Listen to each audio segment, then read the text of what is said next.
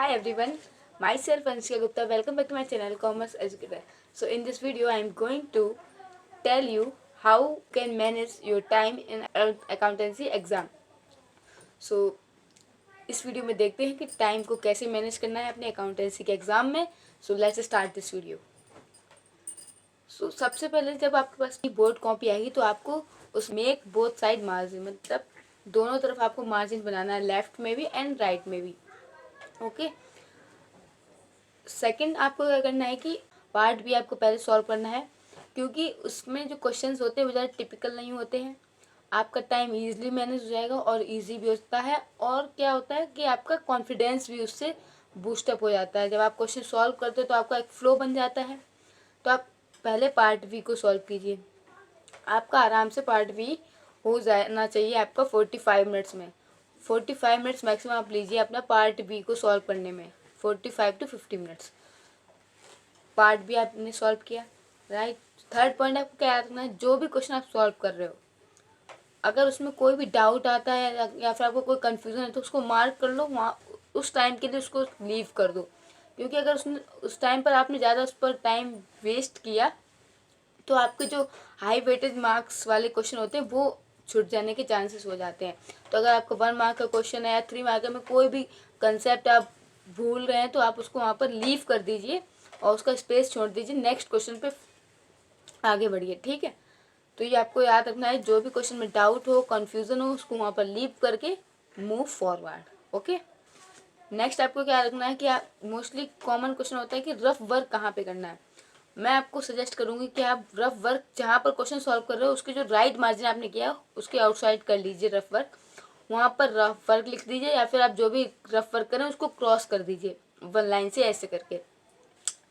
तो ये सबसे बेस्ट तरीका होता है रफ वर्क का सॉल्व करने का.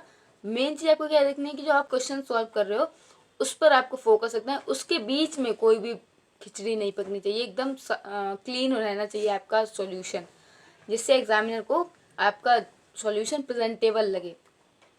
आप मार्जिन के राइट में रफ वर्क लिख सकते हैं. कैलकुलेशन करनी है वो आप उस साइड में कर सकते हैं. ओके. सो ये आपको बेनिफिट देगी आपका टाइम मैनेज करने में. अगर आप लास्ट पेज में रफ वर्क करते हैं तो आपको बार बार टर्न करने में, पेज टर्न करने में टाइम वेस्ट होगा. इसीलिए आप जिस पेज पर भी सॉल्यूशन कर रहे हो उसका अगर कोई सा भी कैलकुलेशन है तो आप उसको राइट साइड में कर लीजिए. ओके. तो ये बेनिफिट आपको देता है. नेक्स्ट आपको फॉर्मेट आप पेन से बनाओ, कोई प्रॉब्लम नहीं है. पेंसिल का यूज़ ना करें तो बेटर रहेगा, पेन से ही बनाओ फॉर्मेट. एंड नेक्स्ट थिंग क्या है कि फॉर्मेट बनाना कंपलसरी है. फॉर्मेट आपको बहुत एकदम फॉर्मल जैसे बुक में होता है वैसा बनाओ, ऐसा कंपलसरी नहीं होता है. आपको फॉर्मेट बस दिखाना होता है. हाँ, आप लोग ये भी ध्यान रखिए जब आप इशू ऑफ शेयर्स का क्वेश्चन सॉल्व कर रहे हैं, अगर फर्स्ट पेज पर आपने उसका फॉर्मेट बनाया हुआ है तो नेक्स्ट पेज पर आप फॉर्मेट ना बनाकर सिर्फ उसकी लाइन ड्रॉ कर सकते हैं. उसको रिपीट नहीं करना फॉर्मेट को. जैसे आप सपोज कीजिए आप पेज नंबर 16 पर कोई भी इशू ऑफ शेयर्स का क्वेश्चन सॉल्व कर रहे हैं. आपने वहाँ पे जनरल का फॉर्मेट बनाया, date, particulars, LF, amount credited and amount debited. ये आपने बनाया 16 पेज पे और लाइन खींच ली, उसमें आप सॉल्व करें. अब जो आपका सॉल्यूशन है वो नेक्स्ट पेज पे जा रहा है तो उसमें आप ये फॉर्मेट मत लिखिएगा कि डेट, पर्टिकुलर्स, फॉर्मेट. आप सिर्फ सिंपली लाइन कर दीजिए और आगे बढ़ जाइए. तो ये चीज़ें आपको अवॉइड करनी है, इसी से टाइम मैनेज होगा आपका. ओके. तो इन छोटी छोटी चीज़ों का ध्यान रखना. कल आपका एग्ज़ाम है, आज आपको बहुत ज़्यादा टेंशन हो रही है, आई नो, बट आपको कैसे भी करके उस टेंशन को थोड़ा रिड्यूस करना है. ज़्यादा टेंशन मत लो, आपका एग्ज़ाम अच्छा होगा. मेन फोकस आपको यही रखना है कि आपको जो सॉल्यूशन है वो एकदम क्लियर रहना चाहिए. ज़्यादा कटिंग मत करना.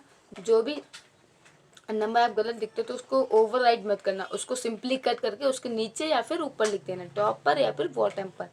ओके. जो भी आप मिस्टेक करो उसको ओवरराइड नहीं करना है, टॉप पर या बॉटम पर उसका राइट सॉल्यूशन लिख दीजिए. मोस्ट इंपॉर्टेंट थिंग आपको क्या याद रखनी है कि अगर सपोज करिए आप पार्टनरशिप का क्वेश्चन लगा रहे हैं, मोस्ट प्रोबेबली आपकी बैलेंस शीट नहीं आने वाली है, बट उसमें कैलकुलेशन ज़्यादा होते हैं. अब बट अगर आप पार्टनर्स कैपिटल अकाउंट बना रहे हैं तो उसमें आपको पार्टनर्स का टोटल करना होता है कैपिटल का. तो उसमें अगर आपको लग रहा है कि कैलकुलेशन में थोड़ा टाइम लग रहा है, फिर आपकी कैलकुलेशन इतनी अच्छी नहीं है, कैलकुलेशन स्पीड आपकी नहीं है, तो फिर आप क्या कर सकते हैं कि क्वेश्चन पूरा करके उसकी कैलकुलेशन लीव कर सकते हैं तो, और अपना आगे कर सकते हैं क्वेश्चन नेक्स्ट। और जब आपको टाइम मिले तो उसकी कैलकुलेशन कर लें, क्योंकि अगर आप उस कैलकुलेशन में आपने ज़्यादा टाइम दिया तो आपका कि जो आगे के क्वेश्चन है वो छूट जाएंगे, लीव हो जाएंगे। तो इससे बेटर है कि आप उसमें अगर आपने कैलकुलेशन नहीं की, टोटल कैपिटल नहीं निकाले, तो आपका हाफ मार्क्स कटेगा। बट अगर आपने उसको ज़्यादा टाइम देकर नेक्स्ट 6 मार्क्स से क्वेश्चन अगर लीव कर दिया तो आपका ज़्यादा लॉस हो जाएगा। तो यहाँ पर आपको क्या करना है कि अगर कैलकुलेशन स्पीड आपकी नहीं इतनी अच्छी है तो आप पार्टिस कैपिटल अकाउंट बनाओ, उसका टोटल उस टाइम पर ना कर अगर नेक्स्ट क्वेश्चन पे जाओ। अगर उसको थोड़ा ही अमाउंट है, ईजिली आप कर सकते हो कैलकुलेट, तो फिर आप वहीं पर कर लीजिए। ओके, ये एक वे है कि आप अपने टाइम को भी मैनेज कर सकते हो और अपने मार्क्स को भी गेन कर सकते हो।